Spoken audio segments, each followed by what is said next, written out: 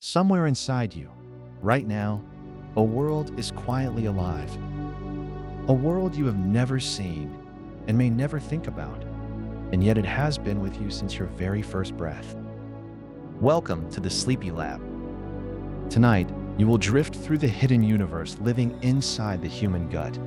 What it is, how it begins, and how it shapes the person you are becoming, slowly across an entire life. If these quiet journeys help you rest, consider subscribing, one sleepy soul at a time. Now, let's begin. Inside your gut, at this very moment, there are roughly 38 trillion bacterial cells. 38 trillion. That number is not an exaggeration. It is, as best as researchers can measure, approximately equal to the total number of human cells in your body. You are, in a very literal sense, about half microbial. And those microbes are not weightless. Gathered together, the microbial community living in your gut would tip a scale somewhere between 1 and 2 kilograms.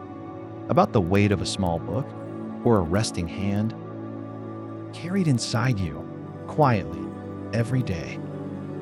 Across all the people who have ever been studied, researchers have identified more than 1,000 distinct bacterial species living in the human gut. No single person holds all of them. Any one individual typically harbors somewhere between 150 and 400 different species at a given time. A community, a shifting, breathing, negotiating community tucked inside the warm dark of the digestive tract. Some scientists have begun calling the gut microbiome a forgotten organ. Not because it is unimportant, quite the opposite.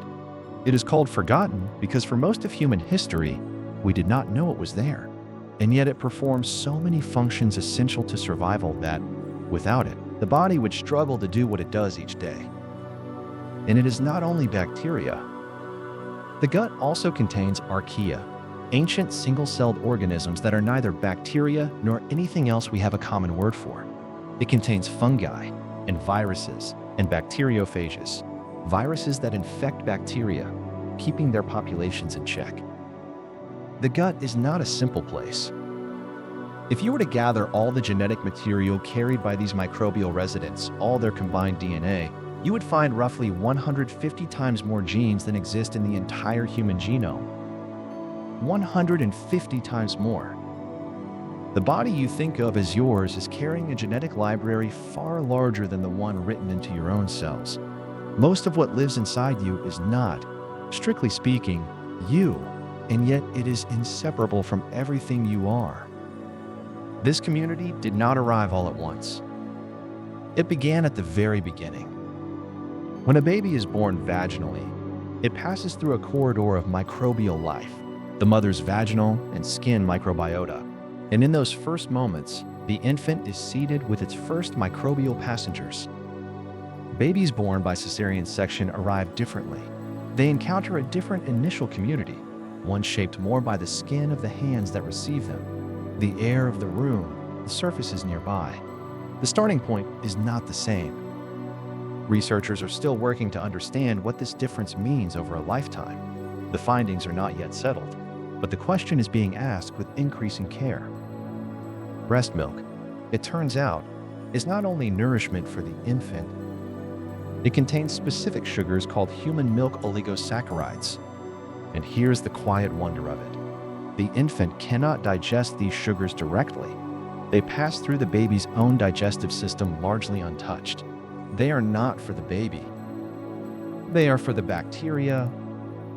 The mother's body produces sugars specifically designed to feed the microbial community taking root in her child's gut, a form of care so small it is invisible, and so precise it is almost difficult to believe. Slowly, over the first years of life, the gut microbiome grows more complex.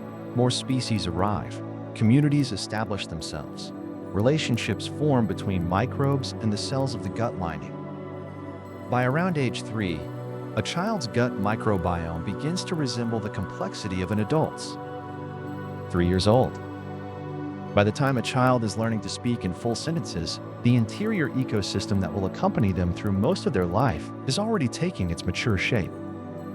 Through adulthood, The microbiome remains relatively stable, not fixed. It responds to what you eat, how you sleep, whether you are under stress, whether you take medication, but the broad architecture of it tends to persist, like a landscape that weathers seasons without losing its essential form.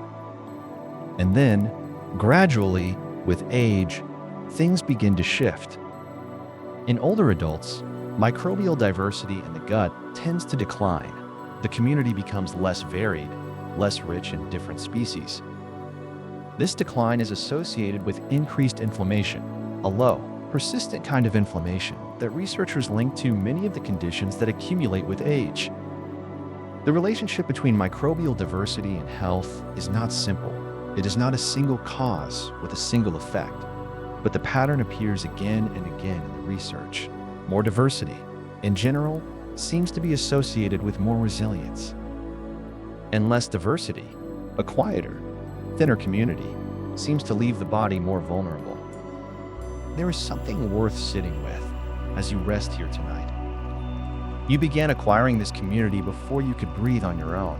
It grew with you through childhood, stabilized with you through adulthood, and will slowly change with you as the years continue. It is not separate from your life.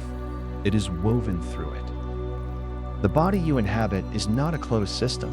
It is an ecosystem, one that began assembling itself in the very first moments of your existence and has been quietly tending to you ever since.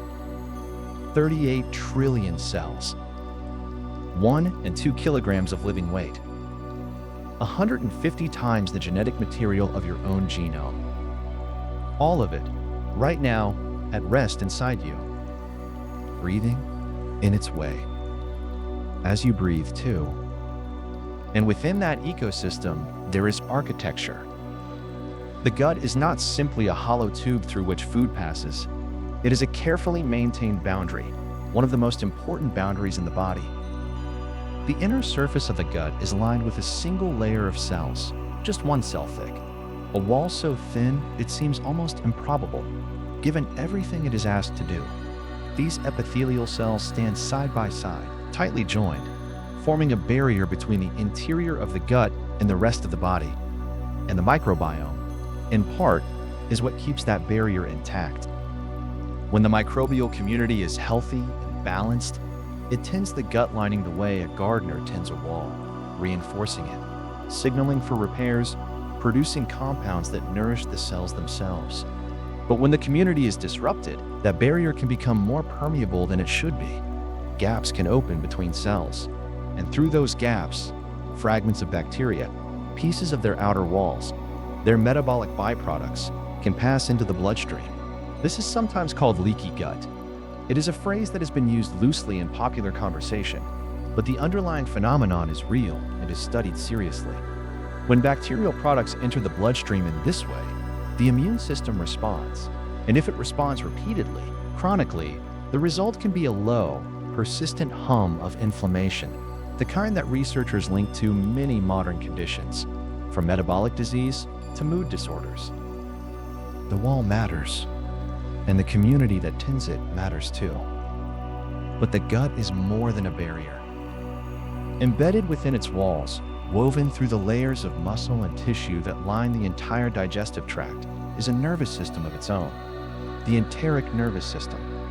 It contains roughly 500 million neurons, 500 million, spread across the length of the gut, from the esophagus to the rectum, forming a dense and intricate web of signaling. To put that number in some context, it is more neurons than are found in the spinal cord, more than in many entire animal brains. And this system does not simply relay messages to the brain and wait for instructions. It processes information locally. It coordinates the muscular contractions that move food through the digestive tract. It regulates secretions, blood flow, immune responses, all without consulting the brain above. It can, in a meaningful sense, function on its own. This is why the gut has earned the informal name, the second brain. It is not a metaphor. Exactly. It is a recognition that the gut contains genuine neural complexity, that it perceives, processes, and responds, that it has, in some quiet way, a kind of intelligence of its own. And yet the gut and the brain are not separate. They are in constant conversation. The primary physical connection between them is the vagus nerve, a long, wandering nerve that runs from the brainstem down through the chest and into the abdomen. It is one of the longest nerves in the body, and it carries an almost continuous stream of information in both directions. Though the balance of that conversation might surprise you. Of all the signals traveling along the vagus nerve at any given moment, roughly 80 to 90% are moving upward from gut to brain rather than downward. The gut is not primarily listening to the brain is primarily listening to the gut. What the gut sends upward shapes mood, attention, the sense of ease or unease that colors a moment, the feeling of calm after a quiet meal, the tightening in the stomach before something difficult. These are not simply emotions that happen to be felt in the body. They are, in part, messages that originated there. And the microbiome is part of that messaging system. Gut bacteria produce neurotransmitters, the same chemical signals that the brain uses to regulate mood, arousal, and calm. Serotonin, dopamine precursors, GABA, which quiets neural activity and promotes relaxation, short-chain fatty acids that travel through the bloodstream and influence how the brain functions. Consider serotonin for a moment. It is often described as a brain chemical, associated with mood, with well-being, with the feeling of contentment. But roughly 90% of the body's total serotonin is not produced in the brain at all. It is produced in the gut, primarily by specialized cells in the gut lining called enterochromaffin cells. And certain gut bacteria, including some strains of lactobacillus, appear to stimulate that production. They signal to the gut lining, and the gut lining responds by making more serotonin. The bacteria are, in a quiet way, participating in the chemistry of how you feel. Short-chain fatty acids, produced when gut bacteria ferment dietary fiber, do something remarkable as well. Some of them can cross the blood-brain barrier. That barrier is one of the most selective in the body, carefully controlling what enters the brain. And yet these small molecules, made by microbes digesting plant matter in your colon, can pass through it. And once inside, they influence neurological function in ways researchers are still working to understand. One of the most studied of these molecules is butyrate.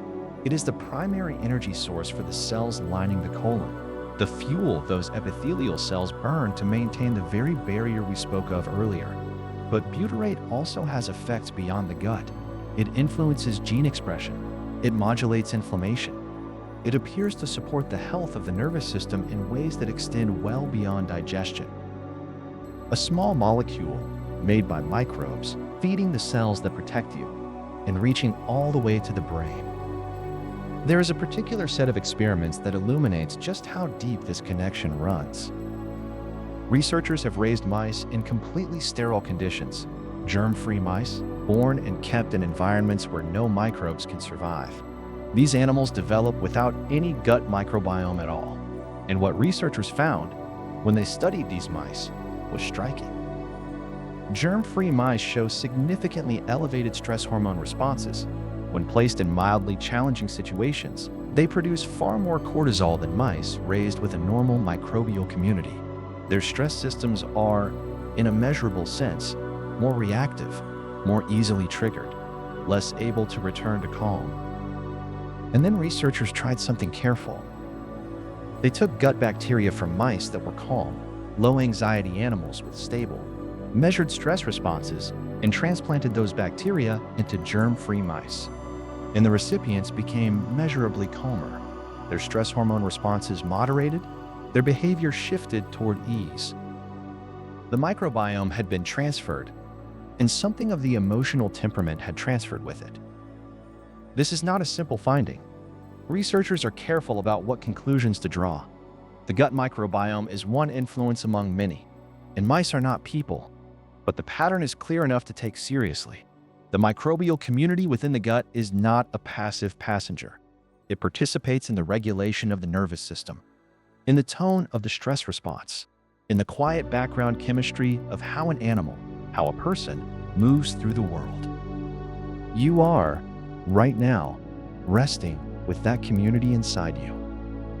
The bacteria fermenting fiber in your colon, the enterochromaffin cells releasing serotonin along your gut lining, the vagus nerve carrying its slow, steady stream of signals upward toward the brain, all of it continuing gently as you lie here. The second brain tending to itself in the dark. And the reverse is also true. When researchers took gut bacteria from high-anxiety mice, animals with elevated stress responses, reactive and unsettled, and transplanted those bacteria into germ-free mice, the recipients became more anxious. Their behavior shifted toward wariness, toward reactivity.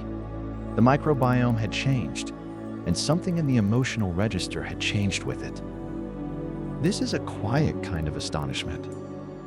Not that bacteria exist in the gut, we have known that for a long time, but that the particular community of bacteria present appears to influence the tone of an animal's inner life, the background hum of its nervous system, the degree to which the world feels safe or threatening, and it extends further than mood. Germ-free mice, raised without any gut microbiome at all, show altered social behavior. They spend less time approaching and investigating unfamiliar mice than animals raised with a normal microbial community. Something in the ordinary impulse towards social contact, the quiet curiosity that draws one animal toward another, appears to depend, at least in part, on the presence of gut bacteria. When researchers introduced specific bacterial strains to these germ-free animals, social behavior partially returned. Not completely, not in every case, but enough to suggest that the microbiome is somehow woven into the fabric of how an animal relates to others, how it moves through the social world. This is still early science. Researchers are careful to say so. The mechanisms are not fully understood, and what holds in mice does not always hold in people. But the pattern is consistent enough that it has turned attention toward the human gut with new seriousness.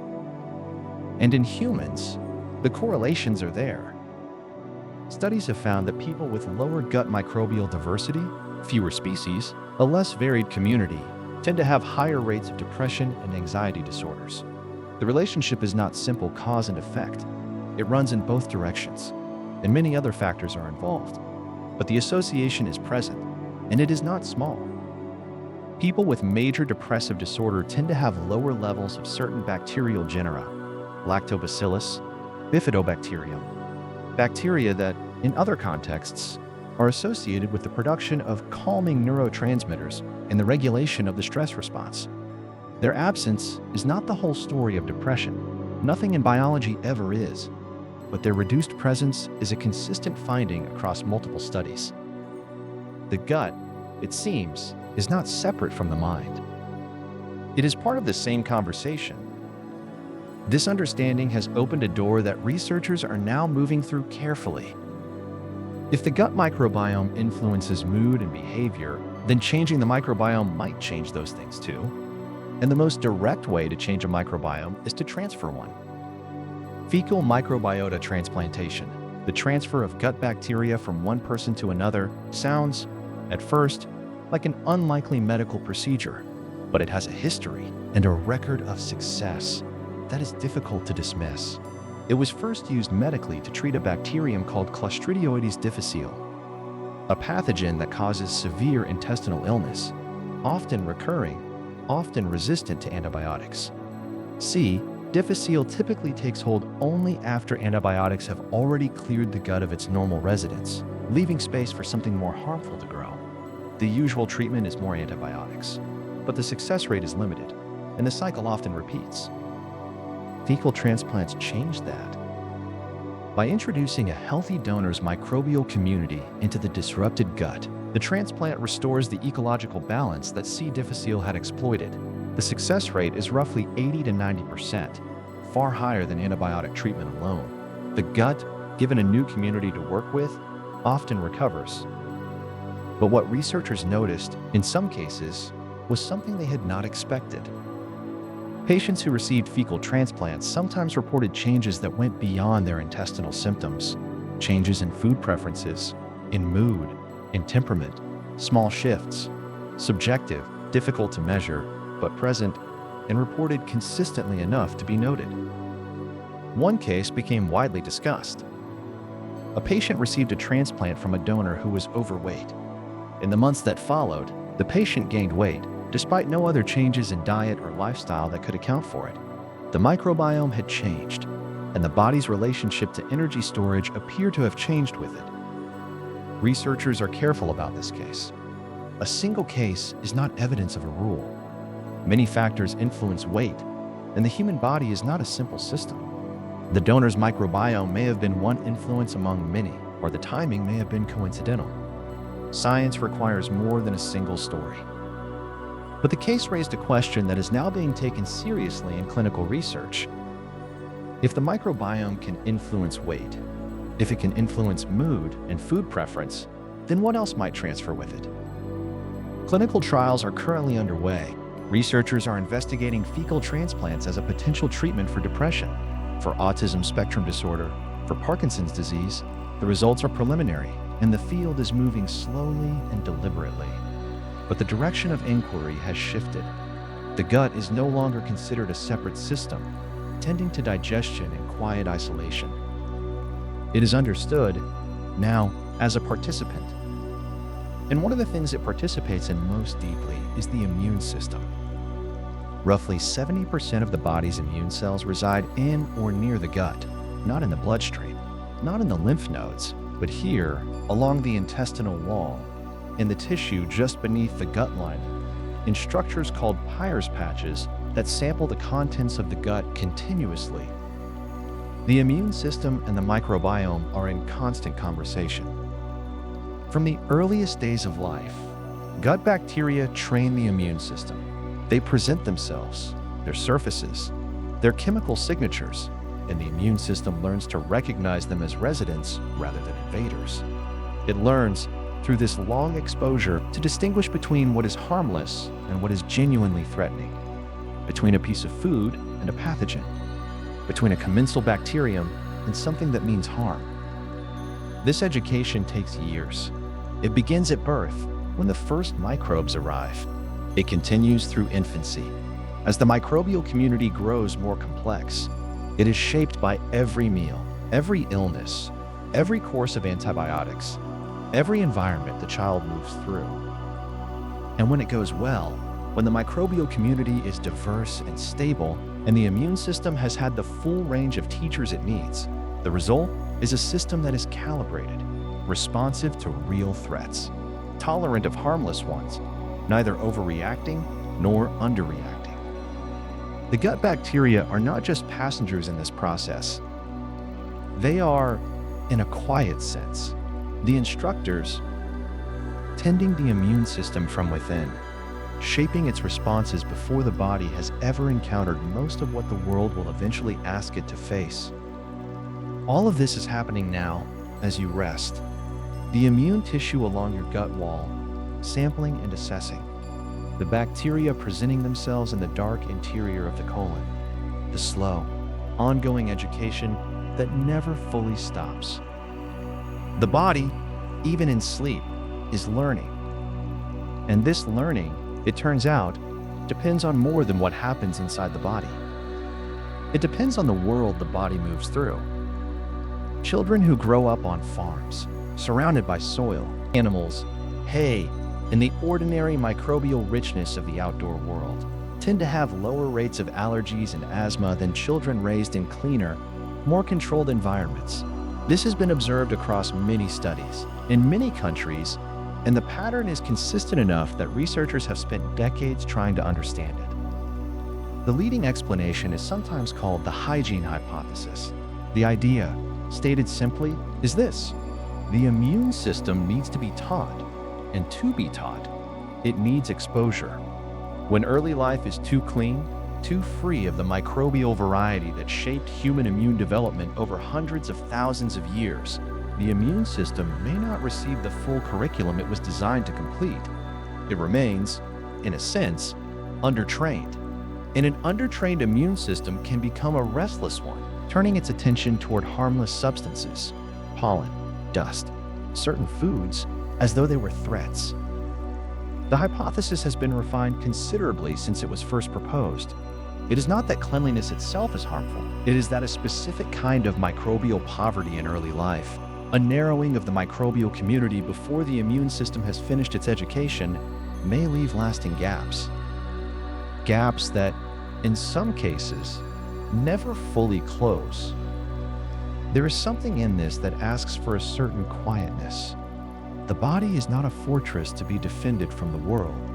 It is, in some deeper sense, a part of the world, continuous with it, shaped by it. And the microbes that arrive from soil and air and food and other bodies are not invaders to be repelled, but, in many cases, old collaborators, species that have been part of the human story for far longer than medicine has existed. And then there are the things that disrupt that story. Antibiotics are among the most important medicines ever developed. They have saved hundreds of millions of lives. This is not in question, but they work by killing bacteria, and they do not always distinguish between the ones causing harm and the ones quietly maintaining the ecosystem of the gut. A single course of broad-spectrum antibiotics can reduce gut microbial diversity by as much as 30% within just a few days. The interior landscape, so carefully assembled over years, is suddenly thinned. Species that took months or years to establish are gone, or nearly gone, within a week. For many of those species, recovery comes slowly. Some return within weeks, others take months, and some, as far as researchers can tell, may not return at all. The community that reassembles after antibiotics is not always the same community that existed before. It may be close, but it is not identical. And in those small differences, there may be consequences that are difficult to trace.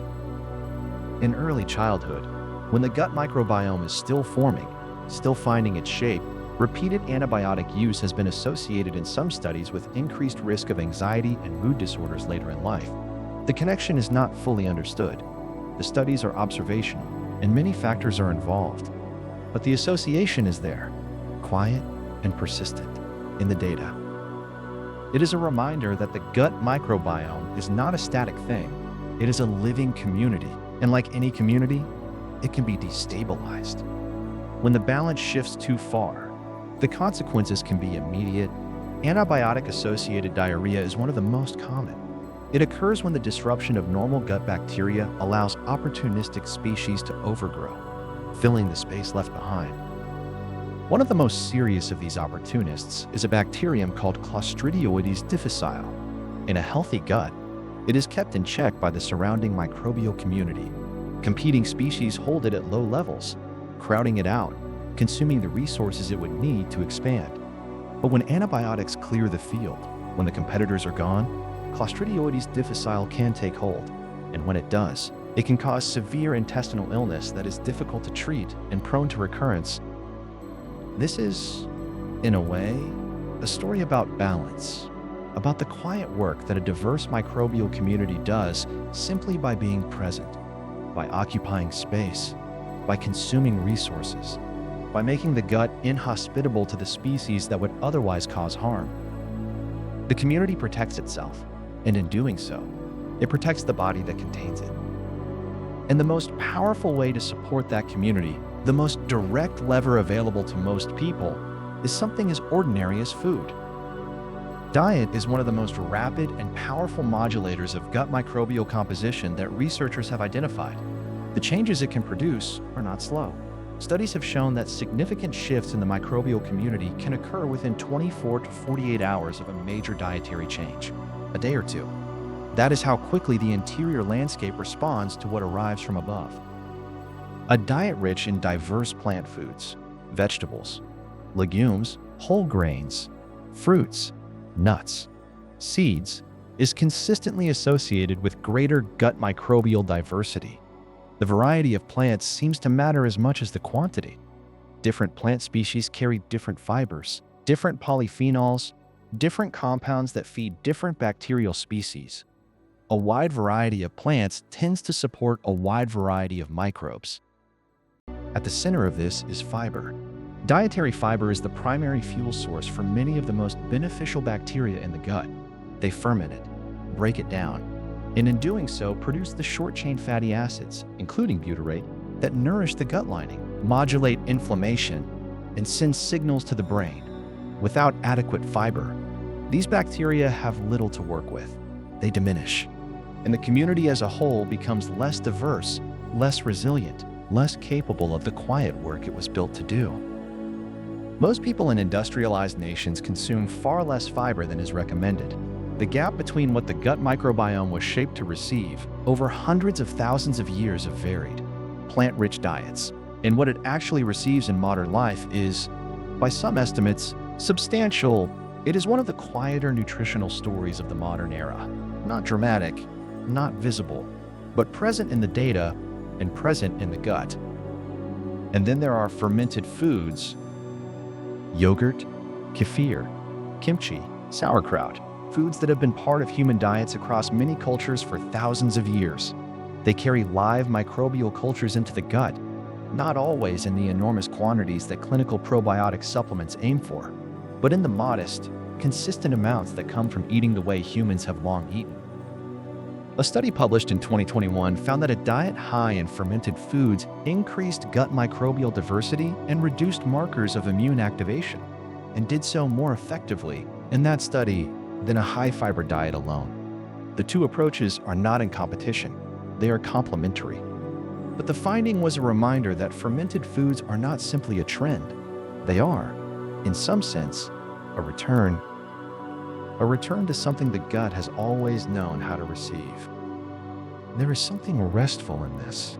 The idea that the body is not waiting for some future discovery to restore what it needs, that the path toward a more diverse, more resilient microbial community runs, in part, through the ordinary choices of daily life, through the foods on the table, through the variety on the plate, through the slow, cumulative effect of feeding the community within.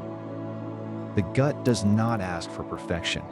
It asks, in its quiet way, for variety, for fiber, for the kinds of foods that have accompanied the human body through most of its history. And tonight, as you rest, that community is still at work, fermenting, signaling, maintaining, tending the interior landscape in the dark. And yet, not all diets tend the community equally.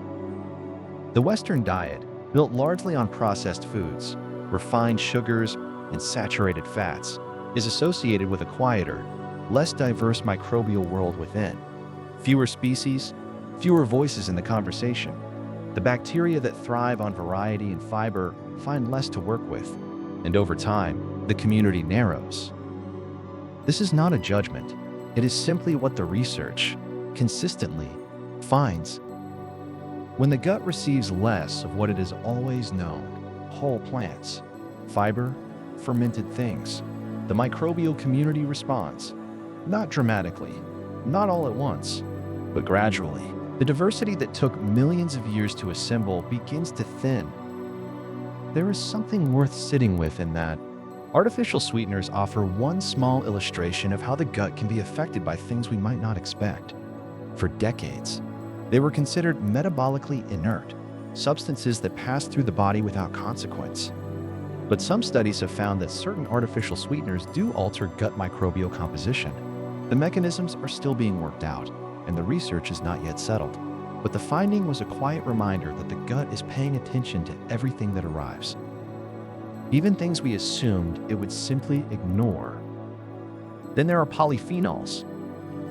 Polyphenols are plant compounds found in berries, in tea, in olive oil, in dark chocolate, and they appear to do something rather specific in the gut. They selectively feed beneficial bacteria. Not all bacteria respond to them equally, but certain strains seem to flourish in their presence, producing metabolites that support the gut lining and dampen inflammation. The gut, in this sense, is not simply a passive recipient of what we eat. It is a community with preferences, with species that lean towards certain compounds and away from others. Polyphenols happen to favor the ones we would want to encourage. Red wine, consumed in moderation, has been associated in some studies with increased gut microbial diversity. Researchers believe this is largely due to its polyphenol content rather than the alcohol itself. The finding is modest, and the studies are careful to note the word moderation. But it is a small, quiet example of how the relationship between food and the microbiome is rarely simple. Rarely what we first assumed. The Mediterranean diet, olive oil, legumes, vegetables, fish, whole grains, fermented dairy, is among the most studied dietary patterns for its effects on the gut. And consistently, across many studies, it is associated with greater microbial diversity, with a more resilient, more active community within. It is not a coincidence that this diet resembles, in broad strokes, the way humans ate for most of their history, before the industrialization of food, before the narrowing of the plate. And when researchers look at populations still eating in something closer to that older way, what they find is striking. Populations eating traditional diets, including hunter-gatherer communities, tend to have significantly greater gut microbial diversity than those in industrialized nations. The difference is not small. It is measurable, consistent, and appears across multiple studies. Among the most studied of these populations are the Hadza people of Tanzania. The Hadza eat a highly varied wild diet: tubers, berries, honey, game, baobab fruit, and their gut microbiomes are among the most diverse ever recorded in any human population. Species that are rare or absent in industrialized guts are present in abundance. The community is rich in a way that is difficult to fully appreciate from the outside. But perhaps the most remarkable thing about the Hadza microbiome is not its diversity alone. It shifts with the seasons. As the available food changes throughout the year, the microbial community changes with it. Different species rise and fall in response to what the land provides. The gut tracks the seasons. It moves with the world outside. This is a pattern rarely seen in industrialized populations, where food availability is largely constant year-round and the gut receives much the same input in January as in July. The Hadza gut is, in some sense, still in conversation with the landscape. And what this suggests, quietly, without overstating it, is that the human gut microbiome evolved in a world of variety and change, of seasonal abundance and seasonal scarcity, of wild plants and fermented things, and soil and time outdoors. The gut we carry today is, in many ways, the same gut that evolved in that world. But the world it now inhabits is very different. Gut microbial diversity in industrialized nations has declined over the past century. The causes are likely multiple: dietary changes, the widespread use of antibiotics, reduced exposure to environmental microbes, the shift from rural to urban living. No single factor explains it entirely, but the direction is consistent. The community is narrowing. Some researchers have gone further, hypothesizing that certain microbial species once common in ancestral human guts may now be functionally extinct in many populations, not simply reduced, gone, lost from the community in ways that may not be easily reversed, because the species that could reintroduce them are no longer present in the environment either. This is a hypothesis, not a certainty. The research is still young, but it is a sobering possibility that some of what the gut once carried, some of the diversity that shaped human health across hundreds of thousands of years, may no longer be available to us. Not lost from the world entirely, perhaps, but lost from the communities we live in, from the foods we eat, from the bodies we pass on to our children. There is something quietly significant in that. Against this backdrop, the interest in probiotics becomes understandable. Probiotics are live microorganisms consumed with the intent of conferring a health benefit. The idea is straightforward. If the gut community has been depleted, perhaps introducing beneficial bacteria from outside can help restore it.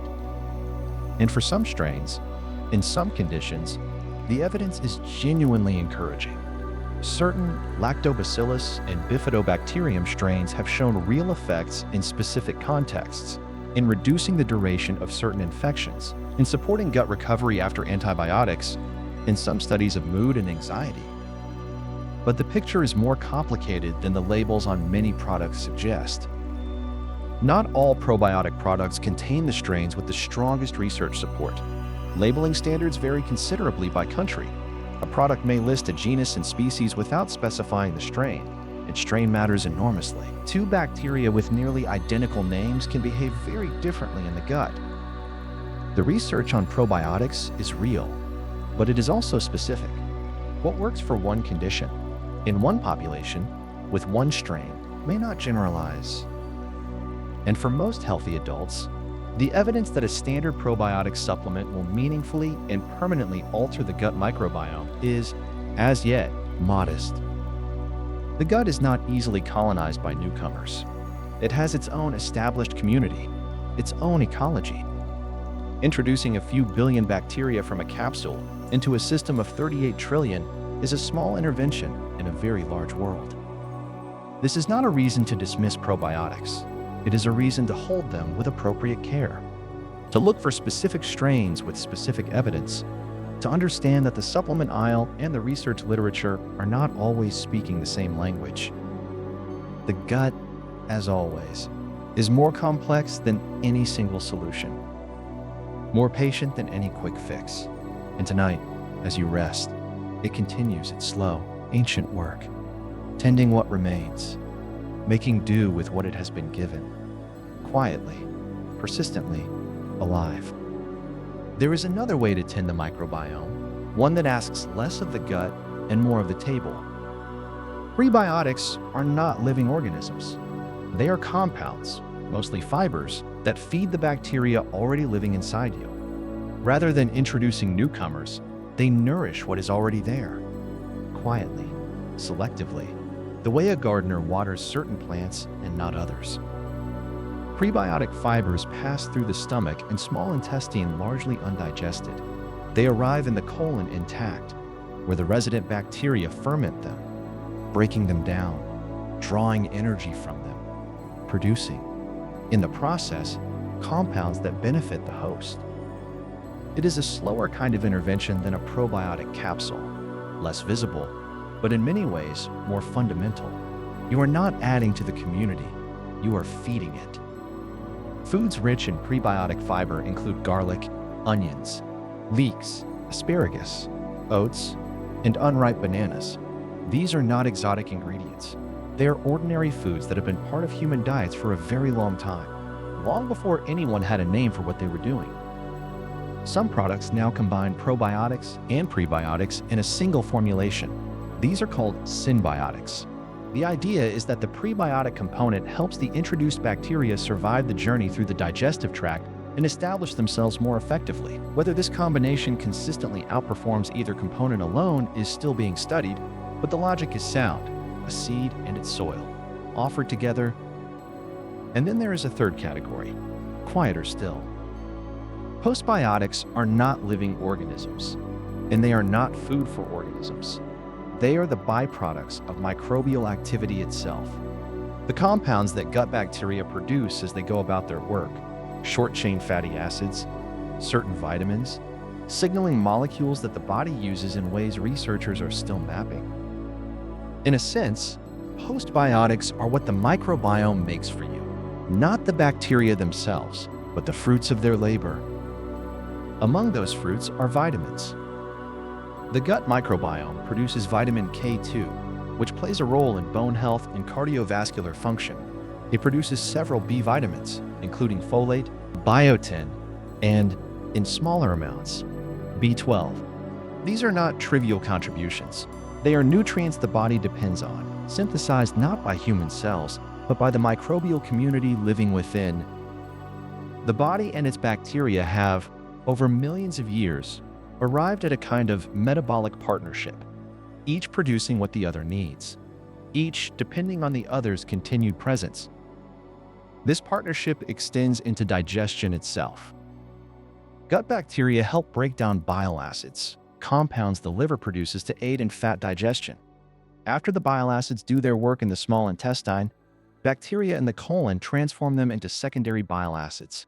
These secondary compounds influence how cholesterol is metabolized and how fats are absorbed.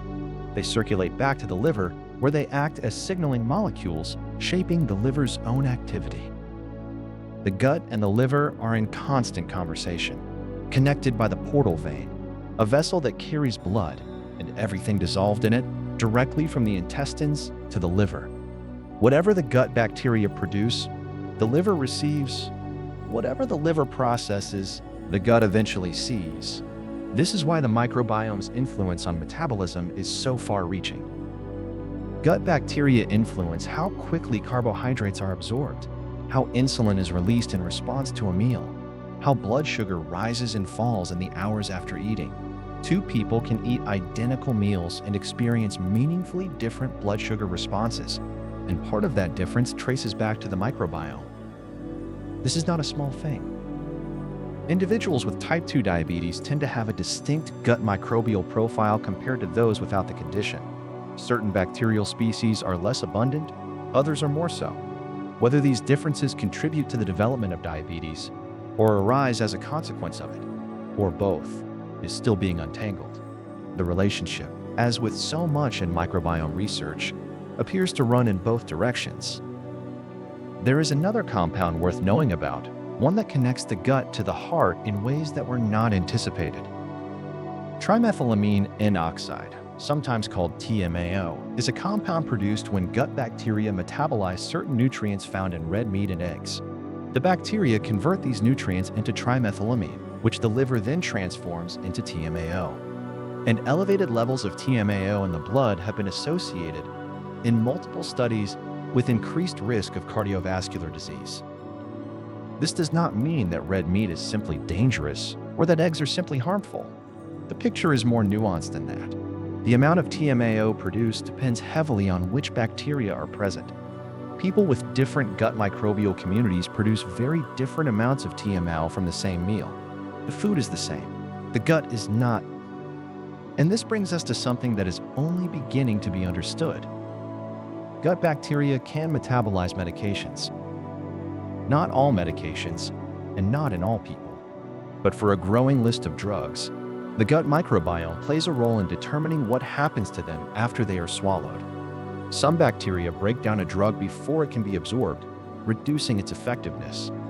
Others transform a drug into a different compound, sometimes one that is more active, sometimes one that is less, and occasionally one that is unexpected.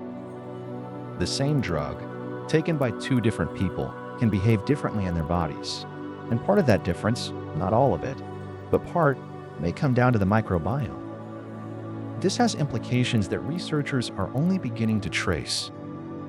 If the microbiome influences how a drug is metabolized, then knowing a patient's microbial profile might, one day, help predict how they will respond to a given treatment, which dose will be effective, which formulation will be absorbed, whether a particular medication is likely to cause side effects in a particular person.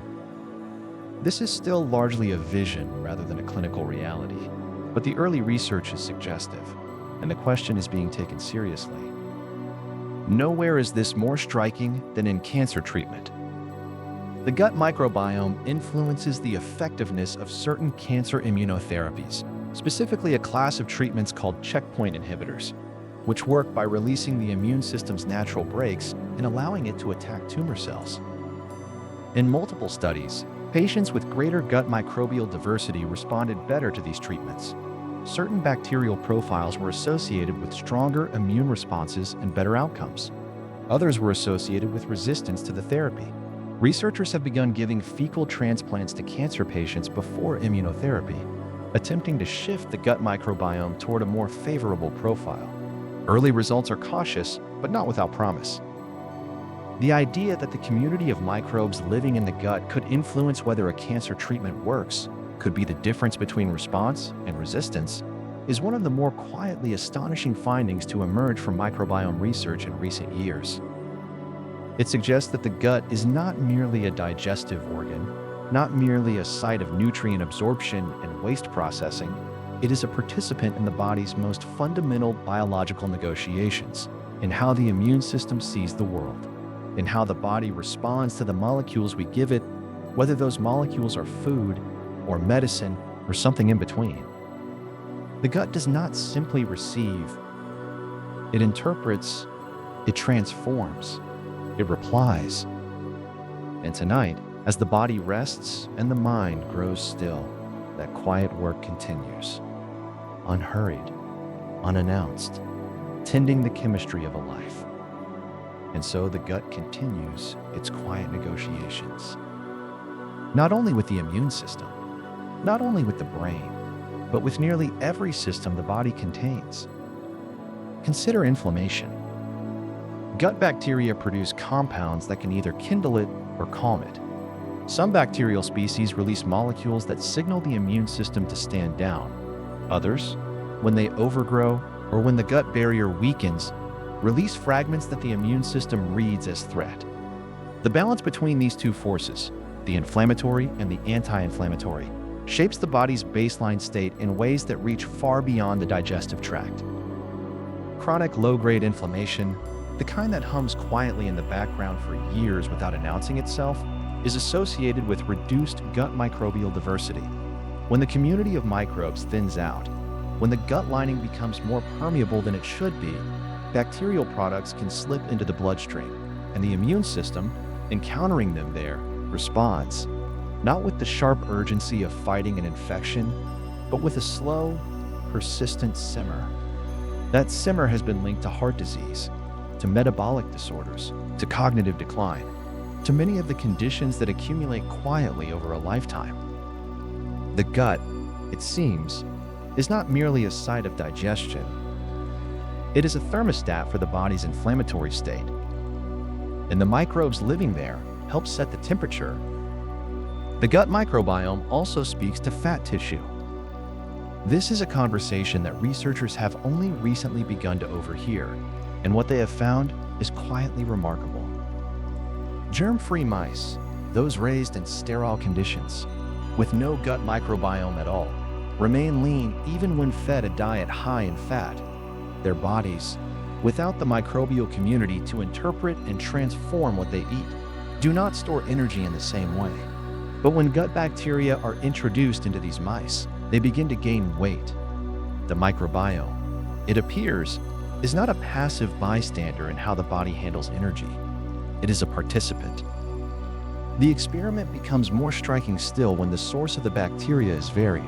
When gut bacteria from obese mice are transplanted into lean, germ-free mice, those recipients gain significantly more fat than mice who receive bacteria from lean donors. The microbiome itself, independent of diet, independent of genetics, carries something that influences how the body stores energy.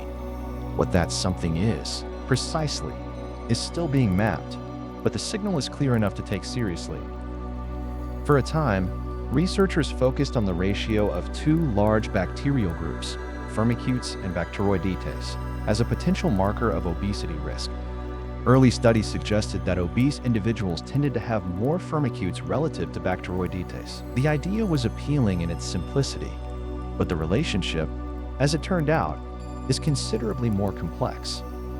Other factors, diet, geography, individual variation, all influence this ratio in ways that make it a poor predictor on its own. The microbiome, as always, resists simple summary. The gut also speaks to appetite. Gut bacteria produce hormones and signaling molecules that travel to the hypothalamus, the region of the brain that governs hunger and satiety. They influence the production of ghrelin, the hormone that rises before a meal and signals the body to seek food, and leptin, the hormone that signals fullness, that tells the brain the body has enough. When the microbiome is disrupted, these signals can become distorted. The conversation between gut and brain grows less coherent, and the body's sense of when it has eaten enough, that quiet, reliable feeling of satisfaction, can shift in ways that are difficult to consciously override. There is something else here, too, something that sits at the edge of what we usually mean by appetite. Some gut bacteria appear to produce compounds that increase cravings for the very foods those bacteria prefer. A bacterium that thrives on sugar may, through chemical signals, nudge the host toward sugary foods. A bacterium that flourishes on fat may do the same. This is not a conscious process. The bacteria have no intentions, but the effect, in animal studies at least, appears to be real. The microbiome may be shaping not only how much we eat, but what we want to eat. A quiet form of influence, exerted from within. And then there is sleep. The gut microbiome and sleep are bound together in ways that researchers are still tracing, but the connection runs in both directions. Sleep quality and duration are associated with gut microbial composition. People who sleep well, consistently, tend to have more diverse microbial communities. People whose sleep is fragmented or shortened show measurable shifts in their microbiome, and those shifts can appear within days. The gut responds to disrupted sleep with something like disruption of its own. Shift workers, those whose sleep-wake cycles rotate with their schedules, never fully settling into a consistent rhythm, tend to have lower gut microbial diversity than people who sleep at regular hours. Their microbiomes reflect the irregularity of their lives. The community within is less stable, less varied, more prone to the imbalances associated with metabolic and inflammatory conditions. This matters because the gut microbiome has its own internal clock. Different bacterial species become more active at different times of day. Some are more metabolically busy in the hours after a meal. Others are more active during the fasting hours of the night. The microbiome, like the body it inhabits, is organized around time. It anticipates the rhythms of eating and sleeping. It prepares. When those rhythms are disrupted, when meals arrive at unexpected hours, when sleep comes too late or not at all, the microbiome's internal clock falls out of alignment with the body's. And that misalignment, researchers are finding, may contribute to the metabolic consequences of irregular living. The weight gain, the blood sugar dysregulation, the low-grade inflammation that accumulates in people whose days and nights have lost their shape. There is something worth sitting with here, in the quiet of this moment. The body is not simply resting tonight. The gut is active. The microbial community within is cycling through its nighttime rhythms. Some species are quieting. Others are becoming more active in the dark hours. The gut lining is undergoing repair. Short-chain fatty acids are being produced. Signals are moving slowly toward the brain. The microbiome does not pause when the body sleeps. It tends to its work in the dark, as it always has. And the quality of this sleep, its depth, its duration, its regularity, will leave a mark on that community, just as the community leaves its mark on the sleep, each shaping the other, across a lifetime of nights. So rest now.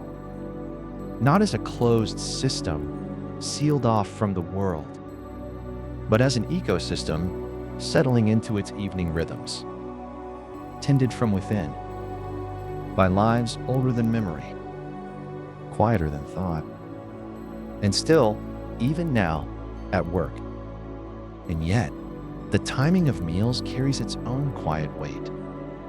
It is not only what is eaten, but when the gut microbiome, as researchers have come to understand, keeps its own internal clock, a circadian rhythm that mirrors, in its way, the rhythms of the larger body it inhabits. When meals arrive at irregular hours, late into the night, or scattered without pattern across the day, that internal clock is disrupted. The microbial community loses its sense of time, and that disorientation, small as it sounds, may contribute to the metabolic consequences that accumulate in people whose eating has lost its rhythm.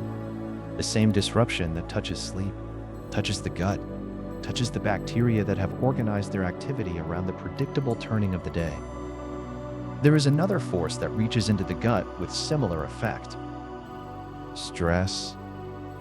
When the brain perceives a threat, real or imagined, physical or psychological, it activates a cascade that begins in the hypothalamus and moves through the pituitary gland and down to the adrenal glands, releasing cortisol into the bloodstream.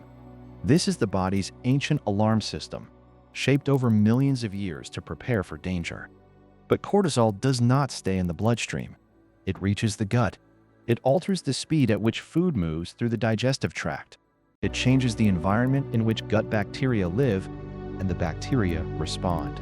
Chronic psychological stress, the kind that does not resolve, that sits in the body for months or years, is associated with reduced populations of some of the most studied beneficial bacteria. Lactobacillus, Bifidobacterium, genera that appear again and again in the research as markers of a gut in relative balance. Under prolonged stress, their numbers tend to fall. The community shifts, and as it shifts, the signals it sends toward the brain shift too. A quiet feedback loop, running in both directions, that researchers are only beginning to trace. What is perhaps most striking is how early this can begin. Early life stress, childhood adversity, in its many forms, leaves marks on the gut microbiome that do not simply fade with time. Studies have found that the microbial composition of adults who experienced significant stress in childhood differs measurably from those who did not. The gut, it seems, carries a kind of record, not in memory, not in language, but in the living community of organisms that took shape during those early years and were altered by the conditions they encountered. The record begins even before birth. Animal studies have shown that maternal stress during pregnancy can alter the gut microbiome of offspring. The stress hormones that move through a pregnant animal's body reach the developing young, and the microbial communities that form in those offspring are different from those that form in the young of unstressed mothers. In human studies, the gut microbiomes of infants born to mothers who experienced high levels of stress during pregnancy differ measurably from those born to mothers who did not. The community that greets a new life is already shaped, in part, by the emotional weather of the months before that life began. This is not cause for alarm. It is simply the nature of a system that is deeply, continuously responsive. The gut microbiome is not fixed. It is sensitive, and sensitivity, in a living system, is not weakness. It is how the system learns. Movement, too, leaves its mark. Exercise is associated with greater gut microbial diversity, and this association holds independent of diet. People who move regularly tend to harbor a richer, more varied microbial community than those who do not. Even when their eating habits are similar, the mechanisms are still being studied, but the relationship is consistent across many populations and many forms of physical activity. Among elite athletes, the effect is particularly visible. Their gut microbial profiles are distinct. They tend to carry higher levels of bacteria associated with energy metabolism, organisms that appear well suited to the demands of sustained physical effort. The gut, in this sense, adapts to the life being lived inside it. A body that runs long distances or trains for hours each day cultivates a microbial community that reflects those demands. A study published in 2019 offered a striking illustration of this. Researchers introduced gut bacteria from elite rugby players into sedentary mice. The mice, who had received no training, no change in diet, no alteration in their daily lives beyond the introduction of these new microbial residents, showed measurable improvements in exercise capacity. Something in the microbial community itself appeared to carry a signal, a biological echo of the athlete's conditioning, transferred through the gut. The microbiome also participates in what happens after exercise ends. Muscle recovery is influenced by the gut's microbial activity, by the modulation of inflammation, and by the production of metabolites that feed into the body's energy systems. The gut is not a passive observer of physical effort. It is part of the process, before, during, and after. And the community that performs all of this is shaped, in part, by where a person lives. Geographic location influences gut microbial composition in ways that reflect the particular character of each place.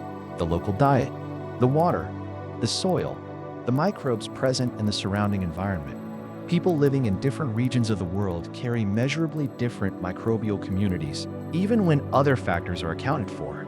The gut is, among other things, a record of place, of the specific corner of the world in which a life has been lived. But place is not only geography, it is also the people and creatures nearby. People who share a home, whether family members or unrelated housemates, tend to share more gut microbial species than strangers do. The microbiome spreads between people who occupy the same space, breathe the same air, touch the same surfaces, prepare and share food. Living together is, in a quiet biological sense, a form of microbial exchange. The boundaries between one person's inner ecosystem and another's are more porous than they might appear. And it is not only humans who participate in this exchange. Pets, particularly dogs, are associated with increased gut microbial diversity in their human companions. The relationship between a person and a dog is, among its many dimensions, a microbial one. Dogs carry microbes from the outdoors, from soil and grass and the varied surfaces they encounter in their daily wandering, and they bring those microbes home, into the shared space, into contact with the people who live alongside them. The gut of someone who shares their life with a dog tends to be, in measurable ways, more diverse than the gut of someone who does not. There is something gently remarkable in this. The microbiome is shaped by stress and by calm, by movement and by stillness, by the timing of meals and the regularity of sleep, by the place where a life is lived and the creatures who share that life. It is shaped by the mother's experience before birth and by the accumulated weight of early years. It is shaped by everything because it is part of everything, not a separate system running quietly in the background, but a participant, responsive, adaptive, woven into the fabric of a life in ways that science is only beginning to see clearly. And tonight, in the stillness, all of that continues. The community within, tending to its work, shaped by every day that came before this one, and shaping, in its quiet way, the days still to come. The forests know something we have forgotten. Spend time among trees, or in a garden, or walking through a field of tall grass, and something shifts, not just in the mind, but in the body. The skin picks up microbes from soil and air and leaf surfaces. The gut, connected to all of this through the slow work of breathing and touching and living in a place, becomes measurably more diverse. Not dramatically, not overnight, but in the quiet, cumulative way that all lasting change happens. This is not a small thing. People who live close to the land, who work in fields, who tend animals, whose daily lives bring them into contact with soil and rain and the uncultivated world, tend to carry richer microbial communities within them than those whose lives unfold mostly indoors, in cities, in carefully controlled environments. Rural populations in lower-income countries, eating varied traditional diets and living in close contact with the natural world, often have gut microbiomes of remarkable diversity. More species, more complexity, more of the ancient microbial inheritance that humans carried for most of their history. And in populations that have undergone rapid industrialization, where traditional diets gave way to processed foods, where contact with soil and animals diminished, where antibiotics became widely available, that diversity has declined. Not slowly, over generations, but within decades, within a single lifetime. In some cases, there is a kind of quiet loss in this. Not a catastrophe, not a crisis to be solved tonight, but a gradual narrowing of something that took millions of years to build. The microbial world within us, shaped by coevolution with the human lineage across deep time, thinning at the edges as the conditions that sustained it change. And yet the body holds on. There is a small structure tucked at the junction of the small and large intestine, the appendix. For a long time, it was considered a remnant of something no longer needed, a vestige without purpose. But some researchers now believe it may serve as a refuge, a sheltered reservoir where beneficial bacteria can survive when illness or antibiotics sweep through the rest of the gut. When the colon has been disrupted, emptied of its usual residence, the appendix may quietly release its stored community back into the larger space. A repopulation, slow and steady, from a protected interior harbor. The body, it seems, keeps backups. And the gut itself is not a single place. It is a landscape with distinct regions, each with its own conditions, its own residents, its own rules. The small intestine moves quickly. Food passes through in a matter of hours, carried along by muscular contractions, bathed in bile that discourages most microbial growth. Bacteria here are relatively few, sparse communities adapted to the speed and chemistry of this particular stretch of the body. But further along, in the colon, everything slows. Transit time lengthens, the environment changes, and the density of life increases enormously. The colon is where the vast majority of the body's microbial residents make their home, billions upon billions of cells, packed into a space that is, by any measure, one of the most densely inhabited environments on Earth, not just in number, but in variety, in the complexity of what they do and how they do it. Along the gut wall, a layer of mucus provides a habitat all its own. The bacteria that live within this mucus layer are different from those drifting through the interior. They are closer to the epithelial cells, more directly involved in the conversation between microbe and host. This mucus community is its own world, distinct and specialized, doing work that the interior populations cannot. And within all of this, the bacteria are not simply coexisting in silence. They are communicating. Through a process called quorum sensing, bacteria release chemical signals into their environment.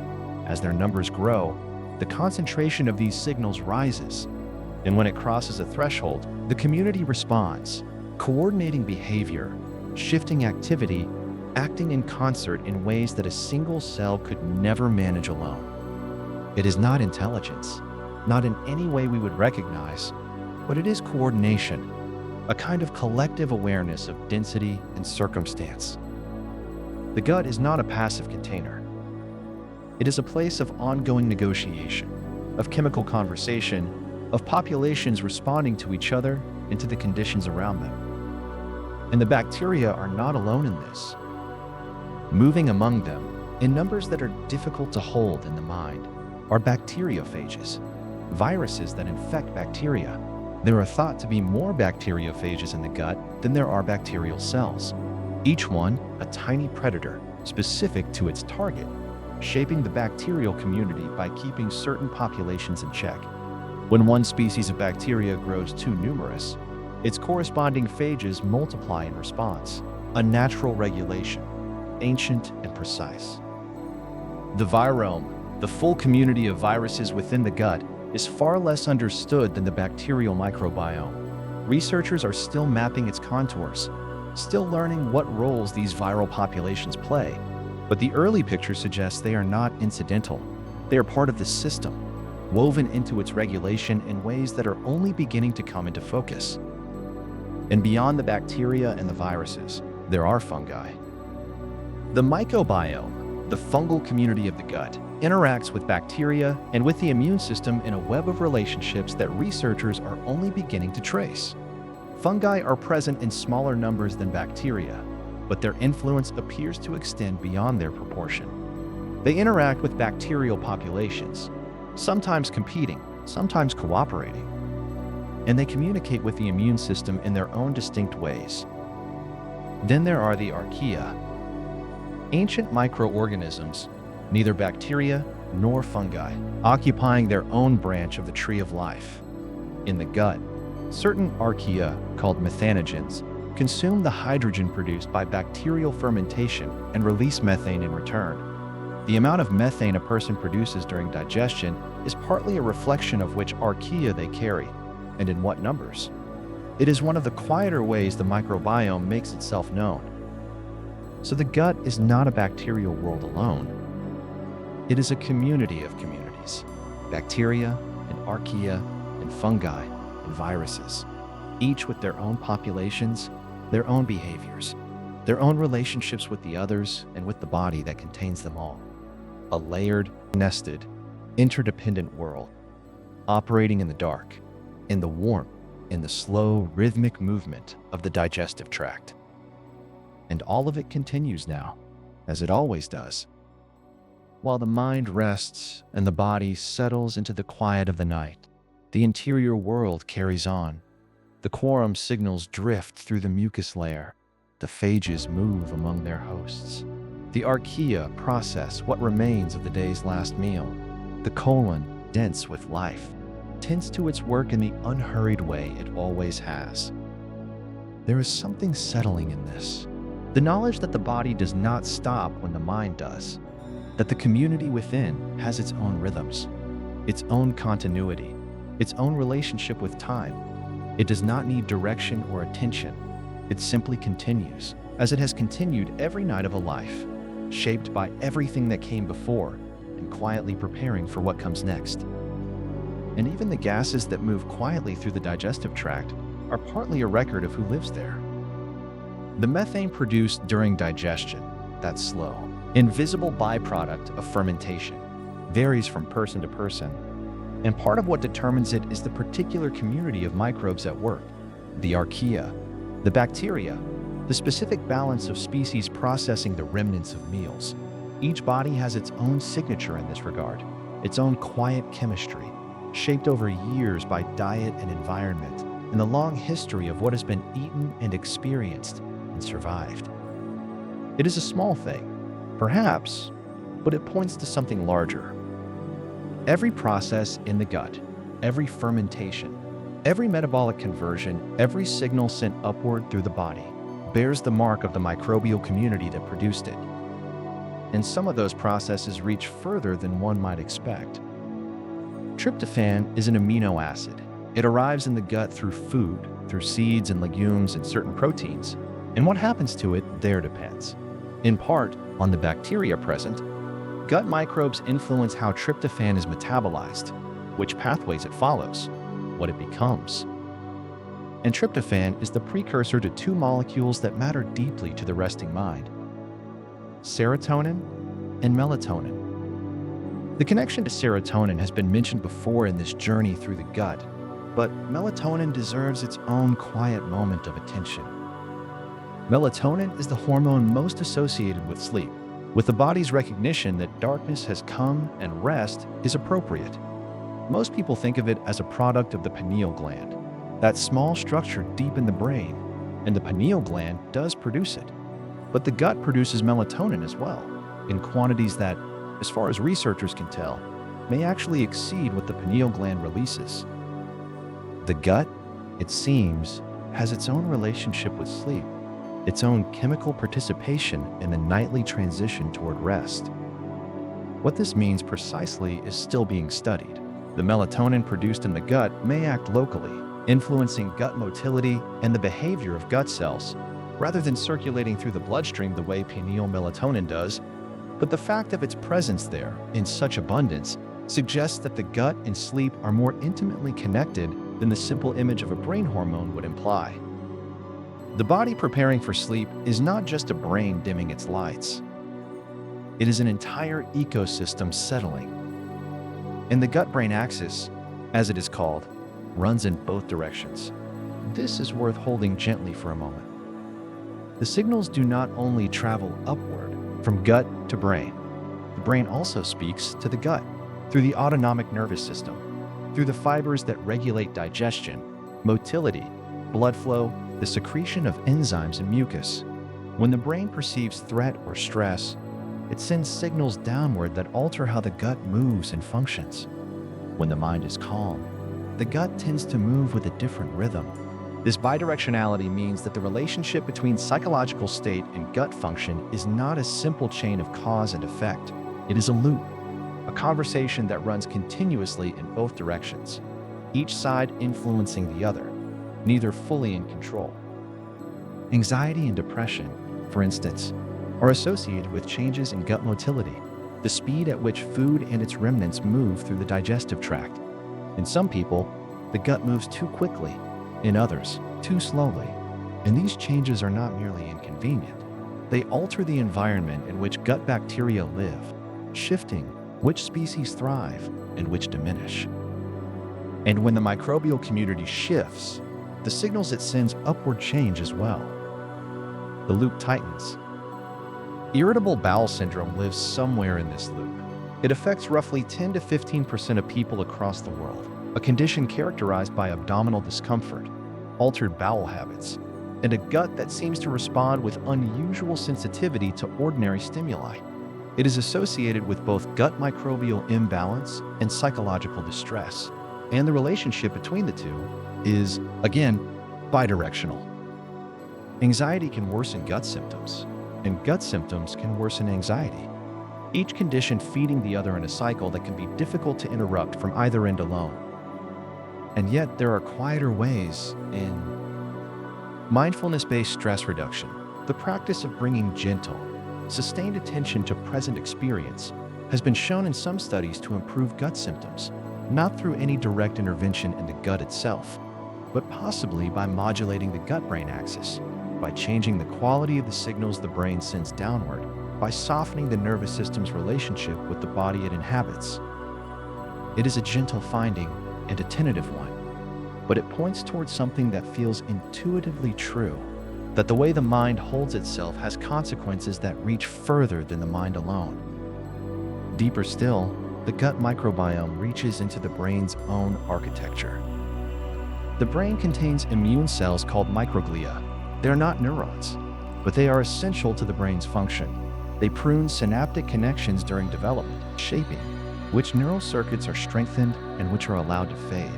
They monitor the brain's environment for signs of damage or infection. They participate in the ongoing maintenance of the neural landscape. And gut bacteria influence them.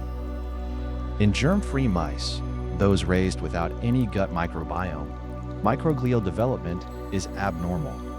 The cells are present, but their structure and behavior differ from those of mice with a normal microbial community. Introducing gut bacteria can partially restore normal microglial function, suggesting that the gut, in some way, participates in building and maintaining the brain's immune architecture. This is still early science. The mechanisms are not fully understood, but the implication is significant that the brain's development, at a cellular level, is not independent of the microbial world in the gut. Some researchers have extended this line of thinking toward autism spectrum disorder.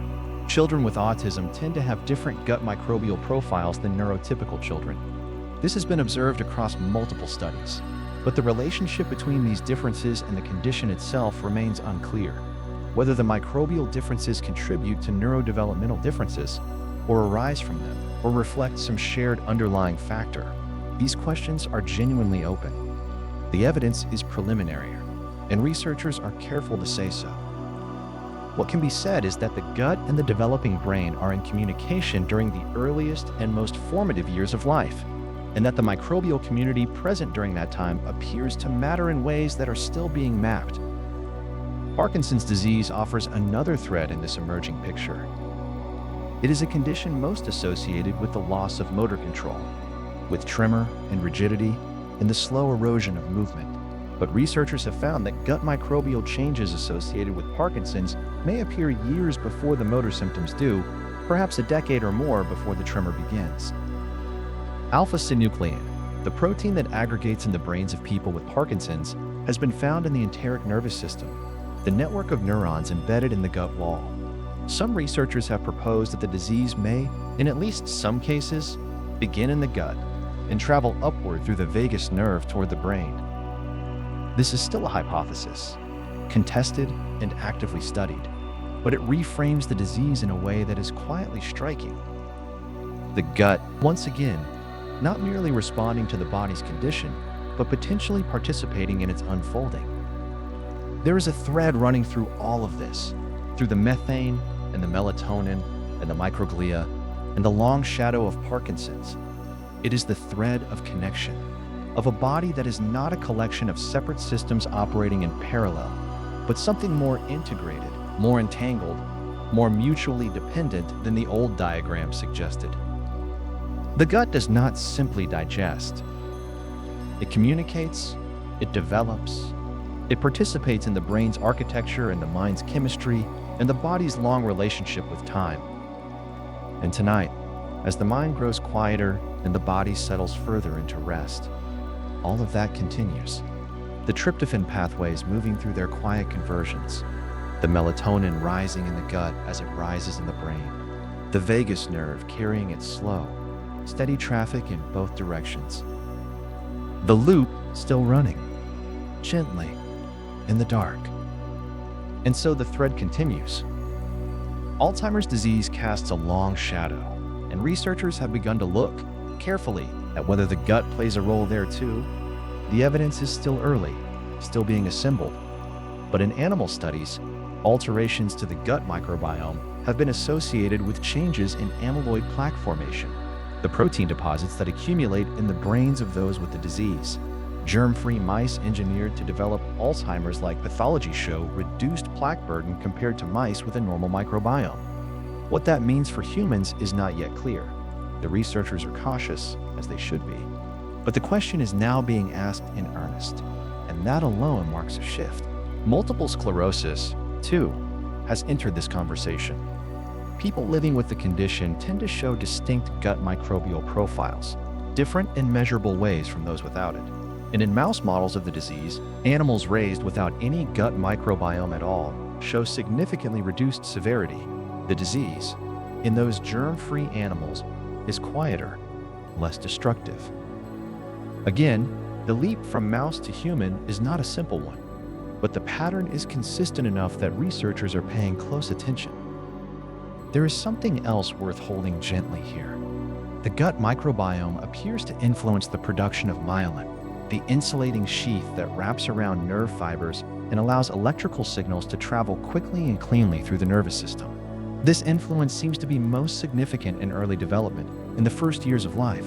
When the nervous system is still being built, gut bacteria, in those early months and years, are not merely digesting. They are, in some quiet way, participating in the construction of the brain's wiring. The implications of all this are still being worked out, slowly, carefully, with the appropriate uncertainty that early science requires. But a new field is beginning to take shape around a simple question. If the gut microbiome influences the brain, can we improve mental and neurological health by tending to the microbiome deliberately?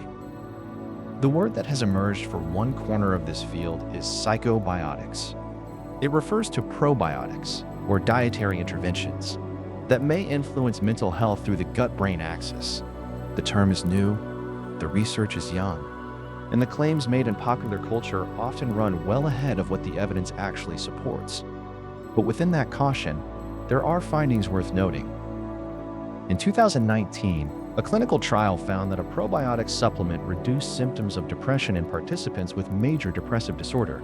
The effect was modest, not a replacement for existing treatments, but measurable and real.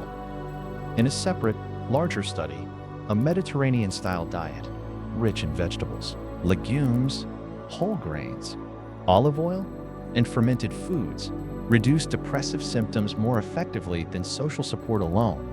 Not more effectively than medication, but more effectively than the warmth of human connection, which is itself no small thing. These findings do not mean that depression is simply a gut problem, or that it can be resolved with a change of diet. The causes of depression are many, and the relationship between gut and mind is one thread among several, but the thread is there, and it is being followed. The microbiome's reach extends further still, into the body's ability to defend itself. Gut microbial diversity is associated with stronger immune responses to vaccines. People with greater microbial richness in the gut tend to mount more robust antibody responses after vaccination. The gut, in this sense, is not only communicating with the brain, it is also calibrating the immune system's readiness to respond to the outside world. And when the microbiome is severely disrupted, as it is in malnutrition, the consequences ripple outward in ways that are difficult to untangle. Malnutrition damages the gut microbiome, and a damaged gut microbiome impairs the absorption of nutrients and the function of the immune system, which deepens the malnutrition, which further damages the microbiome. The cycle is self-reinforcing, and breaking it requires more than simply providing food. Researchers working in global health have begun to recognize this. Therapeutic foods designed to treat severe acute malnutrition are now being formulated not only to deliver calories and protein, but to restore the microbial communities in the gut, to rebuild the ecosystem, not just refuel the body. It is a quiet revolution in how malnutrition is understood, a shift from seeing the gut as a passive recipient of nutrition to seeing it as an active participant in recovery. This understanding also reaches back to the very beginning of life. The gut microbiome of a newborn in a low-income setting differs substantially from that of a newborn in a high-income setting. The differences reflect variations in diet, environment, antibiotic exposure, and the microbial communities present in the birth environment. And those early differences carry implications for immune development that may persist for years. Caesarean birth rates have risen in many parts of the world, and with them, a quiet concern among some researchers. Infants born by cesarean section miss the passage through the birth canal, where they would normally be seated with the mother's vaginal and gut microbiota. That first microbial gift, it turns out, may matter more than was once understood. Some researchers are now investigating a simple intervention, swabbing newborns delivered by cesarean with vaginal fluid from the mother. In the moments after birth, the goal is to partially restore the microbial seeding that the birth canal would have provided. The studies are small, the evidence still preliminary, and the practice is not yet standard. But the question being asked is a profound one. Can we give a child, at the very start of life, a better microbial foundation? There is something quietly moving about that image. A newborn, just arrived, and already the question of which microbes will take up residence in the gut is being considered. Already the long negotiation between host and microbiome is beginning. Already the gut is preparing to become what it will spend a lifetime being: a community, a communicator, a participant in nearly everything the body does. The science here is young. Many of the most important questions remain open. The mechanisms are still being traced, the clinical applications still being tested, but the direction of the research is clear. The gut is not a peripheral organ. It is not simply a tube through which food passes and waste is expelled. It is a site of extraordinary biological activity, a place where the immune system learns, where neurotransmitters are made, where the brain receives a steady stream of information about the state of the interior world. And all of this is happening now, quietly, as the body rests. The bacteria in the colon still metabolizing. The vagus nerve still carrying its slow signals upward. The gut lining still maintaining its careful boundary between inside and outside. The microbiome still doing what it has done for as long as there have been humans to host it. And still, in the quiet of the night, that work continues. The first years of a human life are, in many ways, the most consequential for the microbiome, a window, roughly the first 3 years, during which the microbial community is assembled, tested, and gradually stabilized. What happens in that window appears to leave marks that last for decades on the immune system, on the developing brain, on the body's long relationship with inflammation and disease.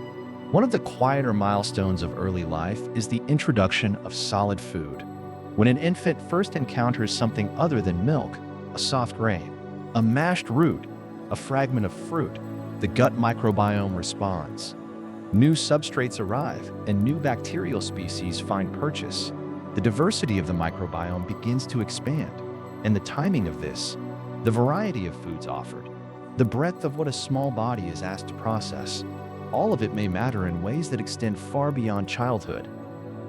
Even something as ordinary as gluten moves through this system. For most people, gut bacteria help break it down without difficulty.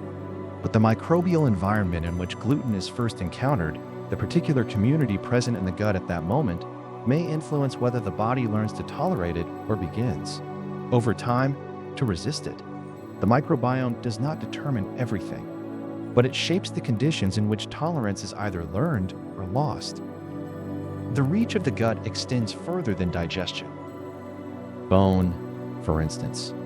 The gut microbiome influences how calcium is absorbed from food, and through immune signaling, it participates in the slow, continuous process of bone remodeling, the quiet cycle of breakdown and rebuilding that keeps the skeleton alive.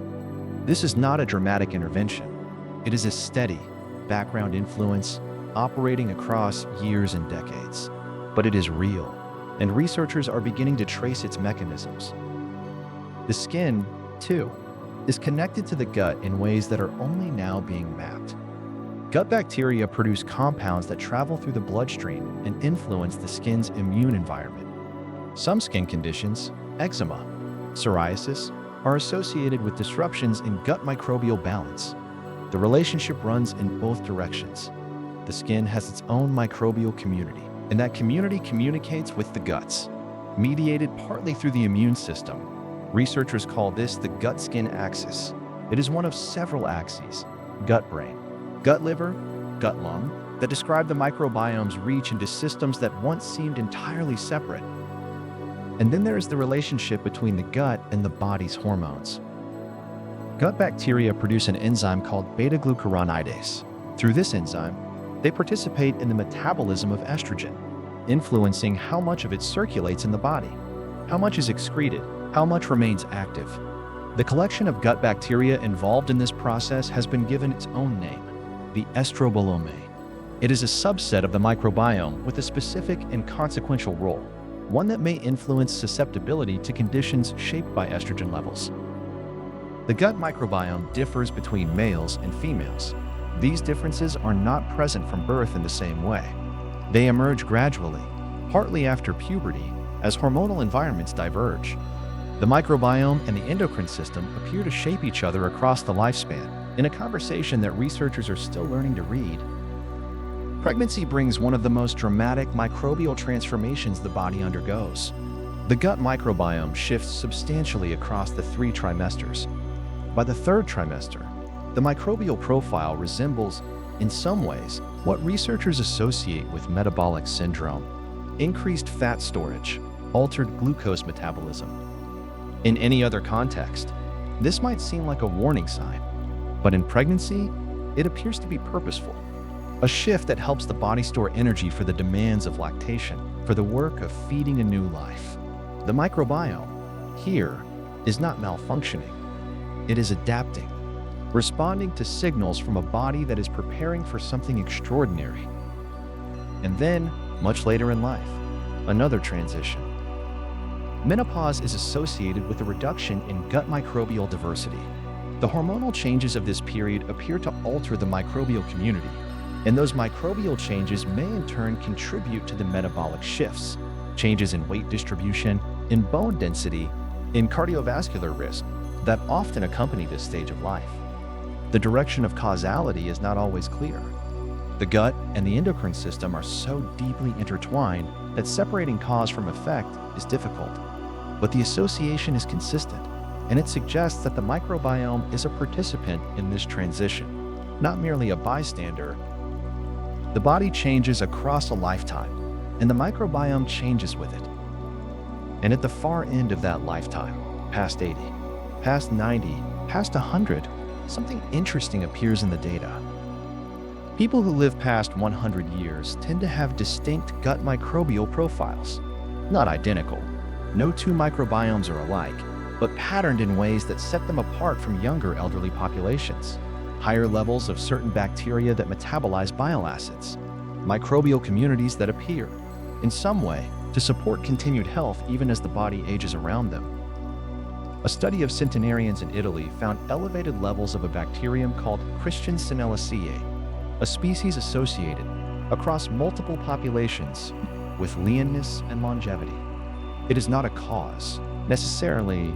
The relationship between any single bacterial species and a long life is almost certainly not simple. But the pattern is there, quiet and consistent, in the data from people who have lived a century or more. Gut microbial diversity in aging populations predicts health outcomes more reliably than chronological age alone. 2 people of the same age can have very different microbial landscapes, and those landscapes appear to matter for inflammation, for immune function, for the pace at which the body ages at a cellular level. There is something in this that is worth sitting with, gently, before sleep. The microbiome is not static. It is not fixed at birth or sealed in place by middle age. It shifts with every decade, every transition, every change in diet or season or circumstance. It accompanies the body through infancy and childhood, through puberty and pregnancy, through the long middle years and into old age. It is present at the beginning, when the first microbes arrive from the mother's body, and it is present at the end, still metabolizing, still communicating, still doing the quiet work it has always done. The body is not a closed system. It never was. It is an ecosystem, porous and dynamic, inhabited by trillions of lives that are not quite the self and not quite other, that have co-evolved with the human lineage across millions of years, that have shaped the brain and the immune system and the bones and the skin, that participate in moods and memories and the slow arc of aging. All of this is happening now, in the dark. in the warmth of a body at rest. The bacteria still working, the vagus nerve still carrying its signals, the gut lining still holding its careful boundary. And somewhere in that interior landscape, vast, still largely unmapped, the microbiome continues its ancient, unhurried work. Just as it always has. And in the quiet that follows that recognition, the body at rest, the microbiome still working, there is more to be said. Because the story of the gut does not end with the present moment. It reaches forward into the long years ahead. Researchers studying people who have lived past 100 centenarians in Italy, in Japan, in communities scattered across the world, have found something worth noting quietly. Their gut microbiomes are different.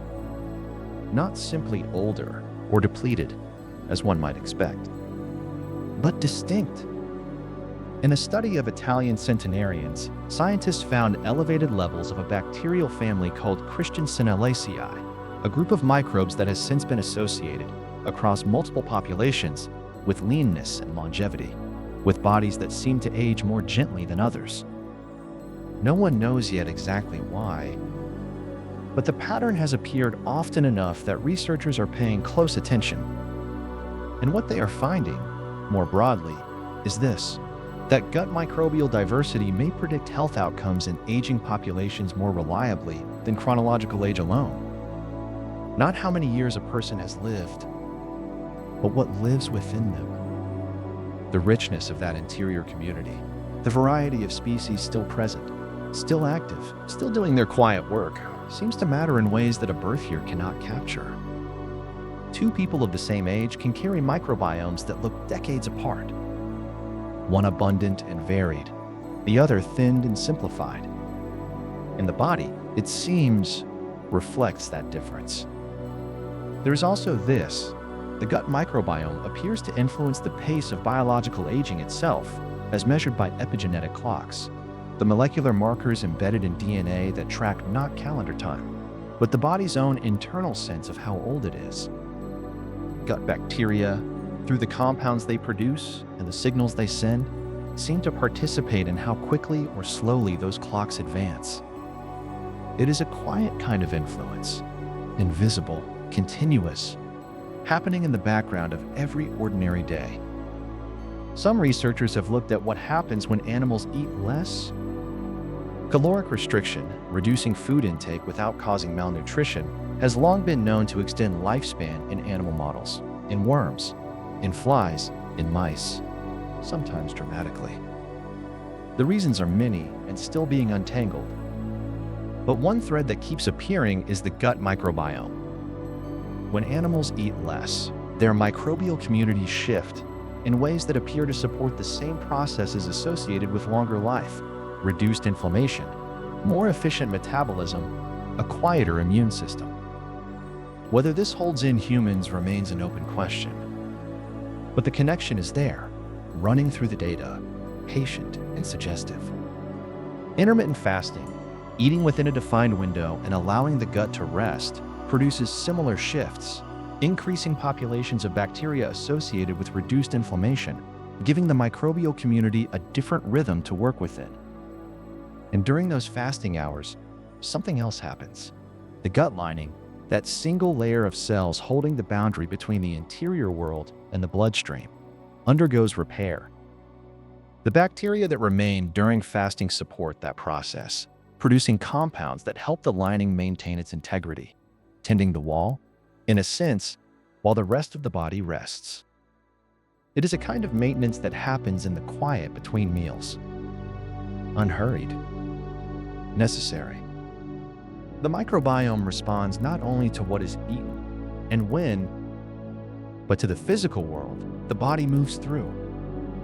Cold, for instance. When the body is exposed to cold, it activates a type of tissue called brown fat, a metabolically active fat that generates heat rather than storing energy, and certain gut bacteria appear to be involved in that activation, influencing how readily the body responds to the cold, how efficiently it warms itself. The microbiome, again, present in a process that seems at first entirely physical, Altitude does something similar. Populations living at high elevation, where oxygen is thinner, where the air itself is different, carry gut microbial communities that reflect that environment, adapted over generations to the particular demands of life above the clouds. Different species, different balances, different metabolic strategies. The gut, shaped by the landscape. And then there is the furthest reach of this story. Beyond the mountains, beyond the atmosphere entirely. Astronauts traveling in space experience significant disruption to their gut microbiomes. The altered diet, the stress of the environment, the radiation passing through the body, the strange physics of microgravity, all of it leaves marks on the microbial community within. Species shift, diversity changes. The careful balance that took years to establish is disturbed in ways that are still being studied. And this matters, because the gut microbiome influences cognition and mood and immune function and the body's ability to recover from physical stress. On a long mission, months in orbit, or someday, years traveling toward another world, a disrupted microbiome could affect the health and the thinking of the crew in ways that are difficult to predict and harder to correct. Researchers are working on this quietly, carefully. Understanding how to maintain microbial balance in space is now considered part of the preparation for wherever humans might go next. The microbiome traveling with us, even there. And it is worth pausing for a moment on how ancient this relationship is. Because the gut microbiome is not a human invention. It is not even a mammalian one. Every animal that has ever lived has carried microbes within it, and those microbes have shaped the animal, just as the animal has shaped them. Termites, for instance, small and unremarkable to look at, can digest wood, not because of anything in their own biology, but because of specialized microbes living in their guts, microbes that break down cellulose, the tough structural fiber of plants, into something the termite can use, a feat no mammal can accomplish alone. The termite and its microbes, inseparable. Koalas carry gut bacteria that do something equally remarkable. They detoxify the eucalyptus leaves the koala eats, leaves that contain compounds poisonous to almost every other animal. The microbiome, in this case, is not a supplement to the koala's survival. It is the reason for it. Without those bacteria, the eucalyptus would be lethal. With them, it is a meal. These are not distant examples. They are reminders of something that runs through all of life, that no animal is truly alone in its body, that the boundary between self and microbe has always been porous, that what we call an individual is, in a biological sense, always a collaboration. The human gut is one version of this ancient arrangement. 38 trillion bacteria, 150 times more microbial genes than human ones, a community that has been refining its relationship with the human lineage for millions of years. And here, now, in the stillness of this moment, that community is present, working in the dark of the body, tending the lining, producing its compounds, sending its signals upward along the vagus nerve, participating, quietly, in the chemistry of this night. The bacteria do not know it is night. They have no sense of the room, or the bed, or the particular life they inhabit. They simply continue, as they always have, as they will. And the honeybee carries this same truth in miniature. The bee's gut microbiome is remarkably simple by mammalian standards. Only about 8 core bacterial species, a small, quiet community compared to the hundreds that populate the human colon. And yet, when that community is disrupted, when those 8 species are thrown into imbalance, the colony suffers. Individual bees become more vulnerable to infection. Their ability to navigate, to communicate, to function within the hive begins to falter. 8 species, and their absence is felt by thousands. There is something in that proportion worth sitting with. The complexity of the system does not determine its importance. What matters is the relationship, the fit between microbe and host, refined over time into something neither could easily replace. Fish, too, carry this story. Certain species show something unexpected when their gut microbiomes are altered. Their social behavior changes. The tendency to school, to move together in coordinated groups, to seek proximity with others of their kind, appears to depend, in part, on the microbial community within. Gut microbes influencing whether a fish swims toward others or away from them. It suggests that the gut-brain axis is not a recent invention, not something that emerged with mammals or with complexity. It is ancient, woven into the nervous systems of creatures that have been swimming in the world's oceans for hundreds of millions of years. The relationship between host and microbe is that old. Not parasitism, not a simple arrangement where one party benefits at the other's expense, but something more like a long, slow negotiation that became, over time, a dependency. The microbiome co-evolved with its host, adapting, specializing, finding its place within the body's architecture, and the body, in turn, adapted around it, building structures to house it, producing compounds to feed it, developing an immune system that learned, from infancy, to tolerate it. Mutual dependence is perhaps the quieter truth beneath all of this. Some gut bacteria have been with the human lineage for so long that they have lost the ability to survive anywhere else. They cannot live in soil, or water, or open air. They exist only within a host, passed from mother to child, generation after generation, for millions of years. They are, in a sense, as human as anything else that travels through a family line. Not in their genetics, but in their continuity, their unbroken presence across the long arc of human time. This is what makes the word superorganism feel, at times, like the more honest description. A superorganism, a collective entity whose boundaries do not align neatly with the skin, whose membership includes not only the human cells but the bacterial ones, the archaeal ones, the fungal and viral ones. A community so integrated that separating host from microbe becomes, in many functions, a kind of fiction. The body does not end where the microbiome begins. They are, in the deepest sense, continuous. And so what we call the self, that bounded, singular thing, the individual who lies here now, breathing slowly in the dark, is, from a microbial perspective, a community, trillions of lives, negotiating their way through the world together. The decisions that feel most personal, what to eat, how to feel, how to respond to stress, are shaped, in part, by organisms that have no awareness of making any decision at all. They simply produce their compounds, send their signals, tend their environment, and in doing so, participate in the life that contains them. Every meal is a negotiation, not a dramatic one, not one that requires any conscious awareness, but a quiet exchange between the human host and the microbial community within. The food arrives, the bacteria respond. Some populations grow, others recede. Compounds are produced, signals are sent, and the body shifts, subtly, in ways that will take hours or days to fully unfold. The meal is never just for one. The microbiome does not simply respond to the body.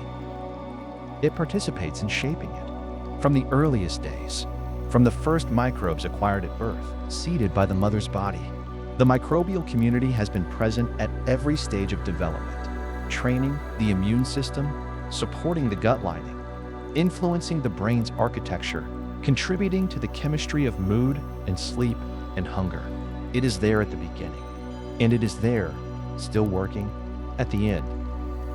Science is only beginning to understand how deep this goes. Many of the most important questions remain open. The virome is largely unmapped. The microbiome is only beginning to be studied. The precise mechanisms by which gut bacteria influence neurological conditions, Parkinson's, Alzheimer's, autism, are still being worked out. The clinical applications of microbiome research, psychobiotics, personalized nutrition, microbiome-targeted therapies are promising, but still early. What is known is vast compared to a decade ago, and small compared to what remains. The gut itself is still largely uncharted. A vast interior landscape, dark and warm and densely populated, where hundreds of species go about their lives in a space no larger than a length of garden hose, where chemical conversations happen continuously, where the body's largest immune organ and its second brain and its primary serotonin factory all share the same narrow corridor. Researchers have mapped portions of it, named its inhabitants, begun to understand some of its languages, but the map is incomplete, and the territory is larger than it appears. There is something quietly humbling in all of this. The body is not a closed system. It never was. It is an ecosystem, porous, dynamic, alive with other lives. The air moves through it. The food passes through it. The microbes within it are born and die and are replaced. The boundary between inside and outside is real, but it is also permeable, always in conversation with the world beyond the skin. And here, in the stillness, that ecosystem continues. The bacteria in the colon fermenting the last remnants of the day's food, producing their short-chain fatty acids, tending the lining. The vagus nerve, carrying its quiet signals upward toward the brain. The serotonin, most of it made not in the skull, but in the gut, moving through its pathways. The melatonin rising. The body settling. The microbiome settling with it. 8 core species in a honeybee, hundreds in a human colon, millions of years of coevolution, and all of it present, right now, in the dark of the body. Working quietly, as it has always worked, as it will work through the night while you rest.